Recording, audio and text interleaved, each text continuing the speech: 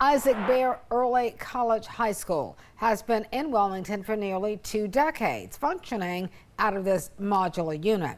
School officials there say they need a facility and an upgrade at best. WECT's J.C. Caldwell talked with the principal today to learn some of the problems they're running into and why funding for Isaac Bear is still in limbo.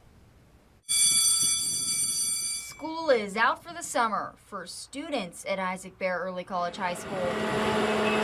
But for many others, they're still hard at work, including the school's principal, Ronald Valines. Isaac Bear Early College is a non-traditional high school where students come and they take our courses here at the high school level, and then their junior and senior year, they progress over to classes over at the university. The school has functioned out of this singular modular unit for nearly 2 decades. So this side right here is my ninth grade side. They still have yet to move into a newer and bigger building, and its age is starting to show. We might have a couple of leaks with a heavy rainfall. We might have some roofing damages. So just pretty much everything a normal facility would go through. The thing is, it's just getting older, so you start seeing some of the little issues more and more frequently. A current agreement between New Hanover County Schools and UNCW is meant to help.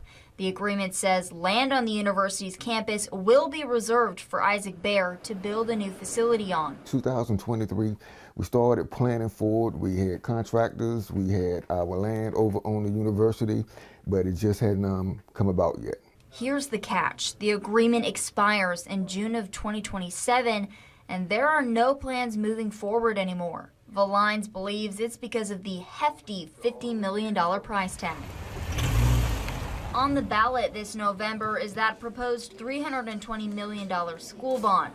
It actually leaves out, though, facility funding for Isaac Bear. It's kind of disappointing, but I understand the needs of the other schools. In a statement from New Hanover County Schools, officials say, quote, it was determined that other facility projects represented more immediate needs, but it doesn't dampen Valines' hope for the future. As long as we can keep producing academically, I know it's going to come sooner or later. We just got to be patient. J.C. Caldwell, WECT News.